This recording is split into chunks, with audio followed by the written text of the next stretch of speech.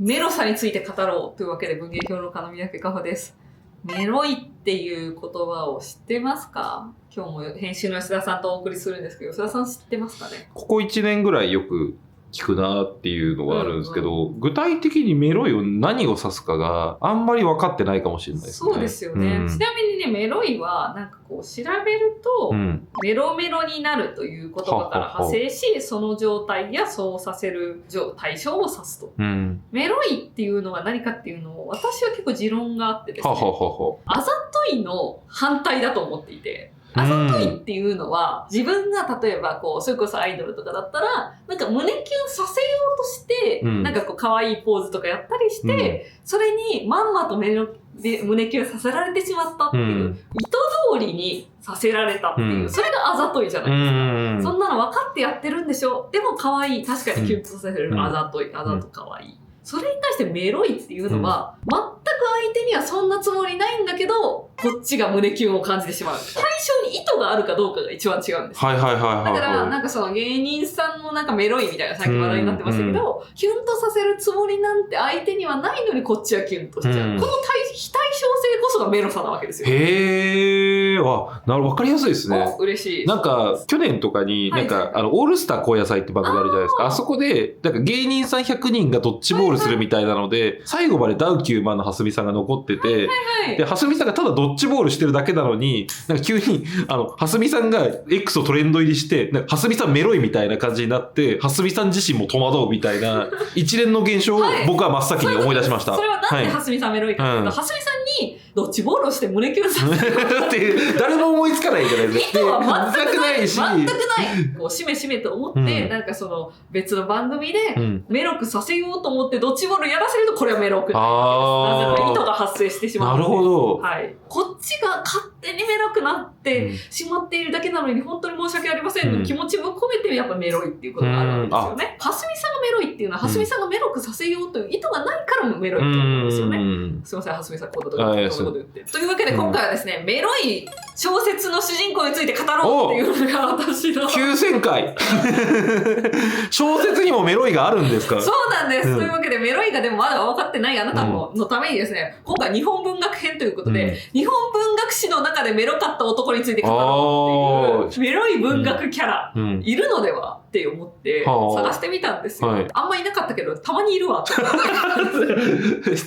ょっと吉田さんにもメロさを分かっていただけるんじゃないかなと期待を込めていきます。大本命いきます。三四郎の野々宮宗八。オーダー。メロい。メロいんですか？はい。野々宮宗八がメロい。どこがメロいのかいきます。三四郎っていう夏目漱石の小説があるんですよね。東大に入ってですね、なんかこう、田舎からやってきて、まあいろんな人がいるなって思いながら、ちょっと自分に自信をなくしたりしつつ、峰子っていう人と出会って、ってなったりとか、そういう感じの、青春小説なんですよね。で、その主人公は全然メロくないんですよ、これが。なんか、三四郎は三四郎よっていう感じの、なんかその辺にいそうな人なわけですよ。はい。そんな三四郎がですね、同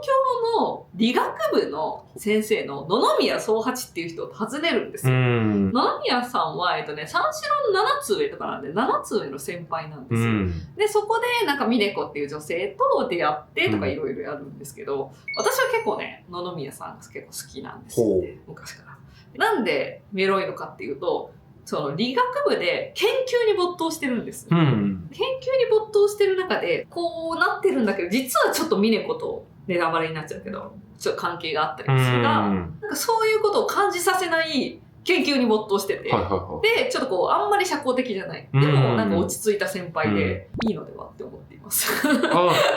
メロポイントは、何かに没頭してて、周りともそんな、チャラチャラ関わるような人間じゃないけど、親密な関係の人とかに覗かせるものだったりとか、っていうのが漏れ出てて、それを後輩である三四郎目線で見ると、メロいなみたいな、そういうことなんですか？なので、ちょっとこう、メロい場面を読み上げます。夏目漱石は著作権関係ないから。読み上げられる。読み上げても。でも、メロいという上での引用でも読み上げられる。読み上げられる。ですね。峰子は台所へ立った。お茶を洗って新しい茶をついで、縁側の旗まで持ってくる。お茶をと言ったままそこに座った。よしこさんはどうなすってと聞く。体の方はもう回復しましたが、とまた腰をかけて茶を飲む。それから少し先生の方へ向いた。先生、せっかく荻窪へ引っ越したが、またこっちの方へ出なければならないようになります。なぜ妹が学校へ行き帰りに富山の腹を通るのが嫌だと言い出しましたね。それに僕が夜実験をやるものですから、遅くまで待っているのが寂しくていけないんだそうです。もっとも今のうちは母がいるから構いませんが、もう少しして母が国へ帰ると、あとは、下女だけになるものですからね。臆病者二人ではとても我慢しきれないのでしょう。実に厄介だな、と冗談半分の、嘆き声を漏らしたが、どうです、さとみさん。あなたのところへでも、食卓に置いてくれませんかと峰子の顔を見た。後半の部分。妹を心配しかし、実に厄介だな。これです。これです。実に厄介だなっていうのを、冗談半分の。めんどくさそうに多分。そう。これって三四郎から見るとね、ちょっとね、三四郎は峰子のことが好きなんですよ。だから、野々宮と峰子が、こう、妹とかののところがやってきたら、まあ、なんか近づくわけじゃないですか。だから、近づいちゃうのっていう場面でもあるんですよ。だから、三四郎からすると、恋敵じゃないけど、まあ、そういう近づいていくし、すごいかっこいい先輩なんだけど、なんか近づかれちゃう。で、そこでね、しかもなんかこう、峰子がね、いつでも置いて差し上げますわって返すわけですよ。そこも、だからこう、メロさで負けてるっていうシーンなんですよ。なるほど。それは新解釈だ。もうなんか、メロさも、ちょっと言ったもわかるし、なんかそう、三四郎の読み方としても、メロ狩りが足りなかったみたいな。三四郎のメロ狩りが足りなかったっていう、お前は普通の男すぎるみたいな、そういう話。三四郎に足りないのはメロだって、お前のメロが足りないって思うんですけど、この余裕、そして峰子とも若干こうなんかまあ分かり合ってるみたいな感じとかも含めて、でもあくまで妹の心配をしている。なるほど。峰子さん、例えば映画に行きませんかで、三四郎がハワワだと、あんまりメロくないです。妹を心配して厄介だなって言いながら、矢印がいろんな方向に向いてて、矢印の端っこの方に峰子が入ってるみたいな。分かってきたし。三四郎はメロ小説だと思いますね。メロが足りないって小説なんだ。メロいと思いますね。もっとくださいって感じですね。ありがとうございます。普段研究に没頭している野々宮さんがね、妹心配するあたりいいですよ。いいなと私は思います。確かに。じゃあ、2人目いきます。森鴎外の舞姫の相沢健吉。主人公の友人として相沢っていうやつが出てくるわけです。本当になんか私の中でもなんか森鴎外の小説の中で珍しく出てくるメロい男性だなと思っている。なんでかっていうとですね、舞姫っていう小説はもうなんか太田豊太郎っていうもう本当になんかお前はどうしたいんだって人生をって思うような、豊太郎っていう主人公がいるわけです。豊太郎はそのエリスっていうなんかこう女性とドイツ留学中にすごいこういい仲になって、で、結婚するかと思いきや、相沢っていうやつが心配してやってきて、相沢のいろんなこう手助けがあって、結局日本に帰りましたよって、エリスからしたらどないせい中年っていうもう本当に広い小説なんですけれども、そんな中で唯一やってくる相沢はですね、豊太郎に助言をしてくれるんです。で、その助言っていうのがですね、豊太郎と相沢がご飯を食べてるシーンがあってですね、白が心中に極秘物なり何度思われば、名優に利なく己に損あればなりってこうパシッと言うところがあるわけです。これが何のシーンかっていうと、相沢自身も豊太郎を推薦するとちょっとリスクがあるわけですよ。友達だけど豊太郎ってこうエリスともあれこれあってなんかこう日本の中ではいい立場にはないんですよ。でも通訳としてちゃんとなんか才能があるから、推薦してあげるよっていうところなんですよね。一回ね、職をね、立たれてるんですよね。で、そこでですね、ちゃんとその、相沢自身も不利になるけれども、ちゃんとその通訳のこう実力を示せば、職立たれてるのもなんとかなるから、今は自分は損があるけど、でもやってこっていうことを言ってるんですけど、ちゃんと相沢はそういうふうにですね、現実を考えて、目がこうなっているトヨタの助言するわけです。偉いし、そこに私はメロさを見出したい。偉いだけではなくメロいんですか？メロさって、視野がこうなってるところに、キュンとくるみたいな。なんかこの角度なわけだ。なんかこう自分は視野は狭くなってくるけど、優しく諭して別の方向に変えてくれるみたいな。そうなんです。だからなんか優しく諭す性みたいなものがメロには大事だなと思っていて、そういう意いう意味で、なんか、舞姫における相沢こそメロなのではと思っていて、つまりこうなっているところに、いや、ちゃんと現実を見ようってこうやってくるっていう。でも、その一番のツッコミどころは、舞姫っていう小説は、この相沢を憎むところで終わるんですよ。どうだろう、そういうところだろうって私はなるんですけれども。三四郎を見てても、舞姫を見てても、やっぱりこう、メロいやつは傍らにいるけど、そのメロさを主人公は受け入れられなくて、このまま没頭だけし続けるみたいな。確かに。日本文学史の特徴がね、これで見えてきます。近代文学とは、メロさの否定である。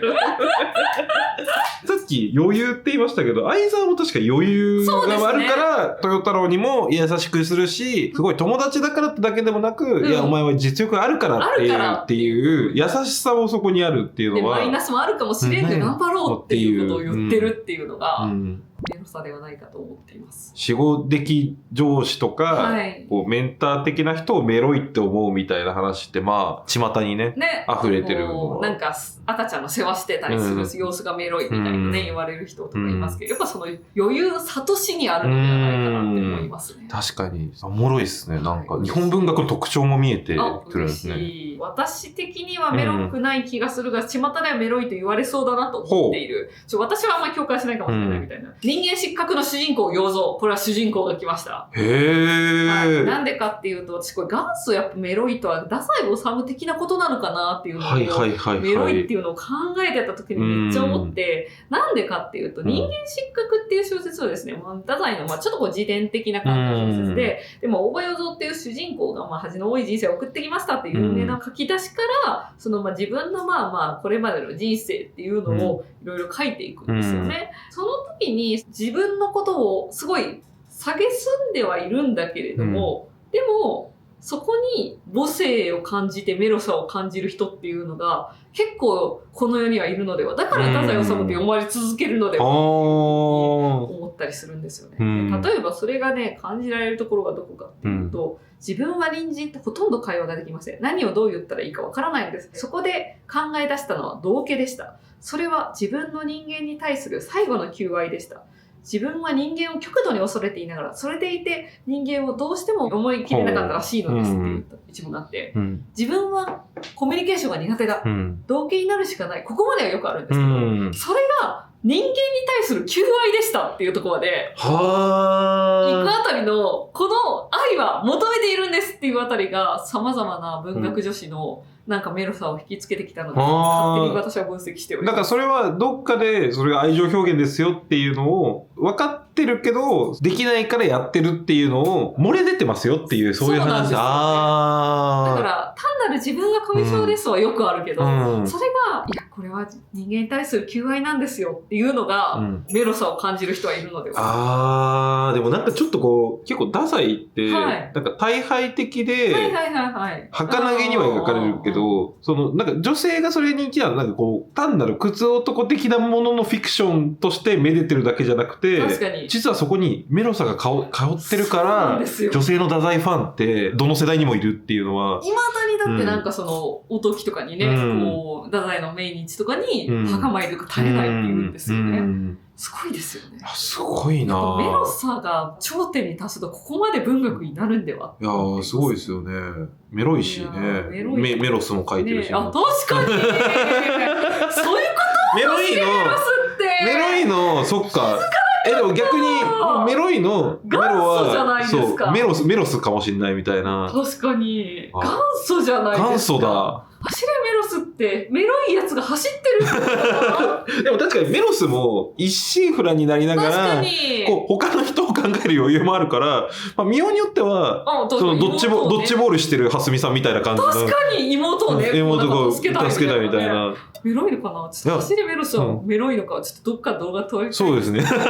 検証走れメロスはメロいのかっていう。でもこう見ると本当になんか誰でも読んだことある中にメロイが隠されてたっていうことですね。そうなんです。あと私はですね、源氏物語だと柏木がメロいと思います。どうですか、この柏木っていうやつは、源氏物語のその主人公の光源氏っていうのの、ちょっと子供世代といいますか、その、遠野中将っていう、光源氏のこうライバルの息子で、しかも夕霧っていうその、光源氏のその息子の友達なんですよね。なんですが、その息子世代が、なんか光源氏のその、正妻のこう女三宮の、ちょっとこう、不義密してしまうみたいなところがあったりして、ちょっと不憫なキャラなんですよ。でも、なんか柏木はですね、ちょっとメロさがある、実は主人公なのではないかと思っていてですね。源氏物語のその柏木っていうやつは何をやってるかっていうと、その、すんごい女三宮のことをすごく好きになっちゃって、で、なんかもう女三宮の飼ってる猫の夢とか見て、何が何だかみたいな感じになるんですけど、そんな時にですね、なんか夕霧っていうその主人公と、息子がやってきてですね、一緒になんかこう、いろいろこう相談したりとかするんですよ。完全に柏木はもう浸水しきっちゃって、もうなんか薬でも治せずに、もうしんどい感じになってしまうんですね。その柏木っていうのが、最初その出てきた場面っていうのは、まだ三宮と出会ってなかった瞬間っていうのがあったわけですよ。で、その時はね、ちゃんとね、かっこよくて、夕霧がなんか落葉宮っていう人に、こうなってる時も、それをこうちゃんとたしなめたりとか、女三宮に出会う前と出会った後で、メロさがなくなっていく過程っていうのが、源氏物語で描かれているんですね。そういう意味で、柏木っていうのは、最初はメロかったのに、どんどんメロくなくなっていくっていう、すごい不思議なキャラなので、ちょっと変遷をお楽しみください。だから一つのことに没頭してったりとか、周りが見えなくなっていくと、なんかメロさがなぜか消えていくみたいな。なんか、特に恋愛的にはね、なんかこうなりすぎていくと、なんかメロくなくなってきたなって読者的には思うんじゃないかな。へえ、じゃあもう、それ、源氏物語柏木のところを読むと、メロさがなるかもしれない。メロさがなくなっていくとはどういうことかっていうのがわかるかもしれない。いいですね。なくなるっていうのはあんまり、誰も考えたことなかったみたいな感じかもしれないですね。感じかもしれないですね。あと古典的には私は有馬の成平も結構メロいの元祖なんではないかと思っていて、有馬の成平って伊勢物語の主人公で、なんかそのこう駆け落ちしたりとか、なんかこう友達ともいろいろ別れたりとか、本当ありとあらゆる恋愛をするんですけど、あずま下りって言って、こうなんか東の方に行くところで、みんなでちょっとこう泣きながら和歌読んだみたいなところもあったり、なんか男性同士の友情をやってるったりとかするんですよね。なんかそういう恋愛だけじゃなくて男性同士の友情でこっちにこうなんかコミットしてるみたいな時も、なんかこう、メロさがあるのではと思う。確かにそれをなんかコミットしてる瞬間のこう姿が読者からするとメロく見える。みたいなところもあったりするのではと。文学は意外と探していけばあるなっていう感じがしました。ちょっとなんか私この企画考えた時に、メロいやついくらでもいるだろうと思いながら真剣に考えたら、あんまメロくないかもしれない。心配だったんですけど。そのあんまメロくなさはなんでそうなんですかね、文学史はね。なんかこうなって悩んでるとメロくない。でもこうなって悩んでると文学っぽくはあるみたいな。そうだから豊太郎もやっぱ三四郎も、柏木過去女さんの宮と会った後もこうなってるじゃないですか。なんかそうなりすぎると余裕が消えていく気がしますね。面白いですね。皆さん分かりましたか？なんとなく分かりました。なんか嬉しい。それをだから軸になんか見ていくとメロイとは何かがなんかインストールされてきそうな感じがするので。三四郎の宮さんは私的に推しキャラなのでちょっと読んでほしいですね。いや面白いな。ぜひ。一つよろしくお願いします。万が一このキャラもメロいよみたいなキャラがあなたにとっていたら、ぜひコメント欄に書いてほしいです。文学史の本をなんか三宅さん出されるっていうね。そうですね。ありがとうございます。そうなんですよ。3月にですね、単行者からニュー日本文学史っていう本が、新刊が出ることになりました。ニュー日本文学史。新じゃなくて、そうなんです。ニューなんですね。私的にはニューかわいいとちょっとつもりなんですけど、何も分かられてないなんかいろいろ出していく中で新とかも考えたんですけど、新日本文学史はちょっと硬くなりそうですけど、そうですね。ニュー日本文学史でちょっと可愛いから良くないかと思って。確かに。すっごい表紙も可愛いので、ぜひご覧ください。3月21日に発売予定ですので、ぜひ、ご予約よろしくお願いします。どこら辺がニューなポイントなんですか？それはですね、